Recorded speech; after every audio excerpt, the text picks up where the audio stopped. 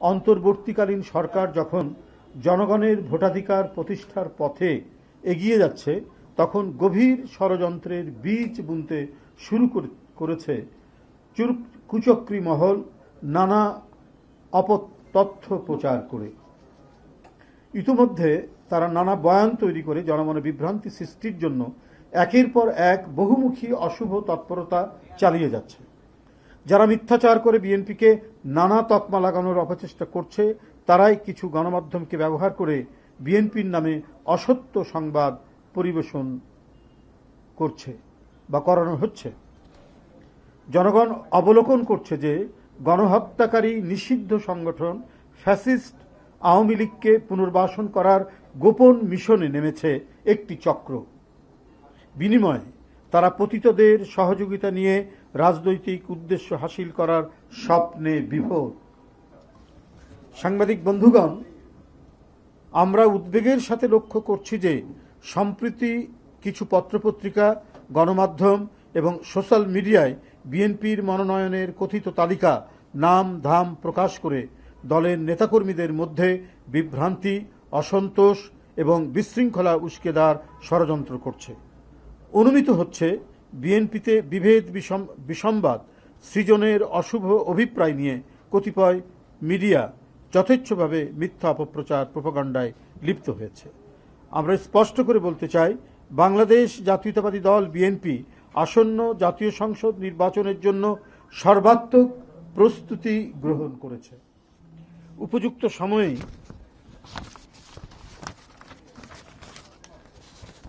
দলের নির্ধারিত যে প্রক্রিয়া, যে সিস্টেমে যাচাই বাছাই করে মনোনয়ন দেওয়া হয়, সেই যাচাই বাছাই করে যোগ্য ও সর্বোপরি জনগণের কাছে গ্রহণযোগ্য জনপ্রিয় ব্যক্তিকেই বেছে নিয়ে তাদের নাম প্রকাশ করা হবে। কোনো নির্বাচনী এলাকায় কোনো প্রার্থীকে গ্রিন সিগন্যাল বা সবুজ সংকেত দেওয়া হয়নি। প্রত্যাশীদের মধ্যে দলীয় নানা কার্যক্রমে যার পারফরমেন্স ভালো তাকেই প্রার্থী হিসাবে মনোনীত করা হবে। বিএনপির মনোনয়ন দেওয়া হয় তার নিজস্ব গঠনতান্ত্রিক উপায়ে, কোনো সবুজ সংকেতের মাধ্যমে নয়। জাতীয় সংসদ নির্বাচনের কিংবা যে কোনো নির্বাচনে দলের প্রার্থী মনোনয়নের দায়িত্ব পার্লামেন্টারি বোর্ড পালন করে এবং এ ব্যাপারে বোর্ডের সিদ্ধান্ত চূড়ান্ত বলে গণ্য হয়। আমাদের পার্লামেন্টারি বোর্ড, আপনারা জানেন যে স্ট্যান্ডিং কমিটি যেটা, সেটাই পার্লামেন্টারি বোর্ড সভাপতিত্ব করেন চেয়ারম্যান। সুতরাং তফসিল ঘোষণার পরেই দলের ভারপ্রাপ্ত চেয়ারম্যান তথা বিএনপির কেন্দ্র থেকে ঘোষণা ব্যতীত এখন পত্রপত্রিকায় প্রকাশিত কোনো মনগড়া সংবাদে বিভ্রান্ত না হওয়ার জন্য সারা দেশের নেতাকর্মীদের প্রতি আহ্বান জানাচ্ছি।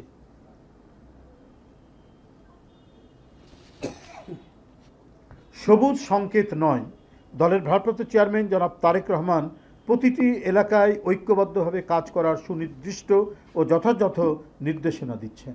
তিনি ভার্চুয়ালি যে সমস্ত এলাকায় কথা বলছেন সেখানেও তার বক্তব্যে তিনি এই কথাটি বলছেন, বা ঢাকায় এসে যারা কথা বলছেন, যারা মনোনয়ন প্রত্যাশী হতে চান বা দলের নেতাকর্মী যারা আছেন, বিভিন্ন পদে যারা দায়িত্ব পালন করছেন, তাদের প্রত্যেকেই তিনি এই নির্দেশনা দিয়েছেন, আপনারা সবাই ঐক্যবদ্ধ থেকে কাজ করবেন। দল যাকে মনোনয়ন দিবে তার জন্য সকলে আপনারা কাজ করবেন। কিন্তু এখনই কোনো মনোনয়ন দিয়ে দেওয়া হয়নি, যেটা আমরা বিভিন্ন পত্রপত্রিকায় দেখতে পাচ্ছি। তালিকা ঘোষণা করা হয়েছে, এই সম্ভাব্য হতে পারেন, এই ধরনের বিষয়গুলো আমরা দেখছি, যার কারণেই আপনাদেরকে এটা পরিষ্কার করে দেওয়া। তিনি তাগিদ দিচ্ছেন, অর্থাৎ ভারপ্রাপ্ত চেয়ারম্যান, বিএনপির নেতাকর্মীদের নিজেদের মধ্যে ঐক্যবদ্ধ থাকতে হবে।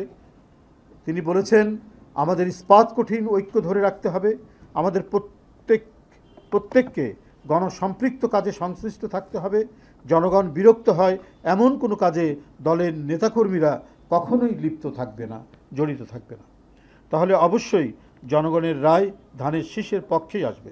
ভারপ্রাপ্ত চেয়ারম্যান নেতাকর্মীদেরকে সারা দেশে ডোর টু ডোর গিয়ে আগামী দিনে জনগণের মুক্তির সনদ 31 দফা তুলে ধরার পরামর্শ দিয়ে যাচ্ছেন। এবং আমাদের নেতাকর্মীরা বা বিভিন্ন ইউনিট, জেলা পর্যায় থেকে বা থানা পর্যায় থেকে কেন্দ্র পর্যন্ত, প্রত্যেকে এই ব্যাপারে অত্যন্ত নিবিড় আন্তরিকতায় তারা কাজ করেছেন।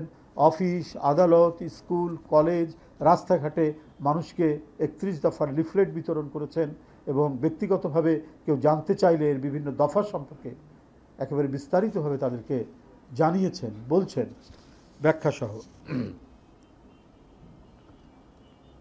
তিনি মনোনয়ন প্রত্যাশীদের ঐক্য সুদৃঢ় করার এবং আরও জনবান্ধব হওয়ার নির্দেশ দিয়েছেন।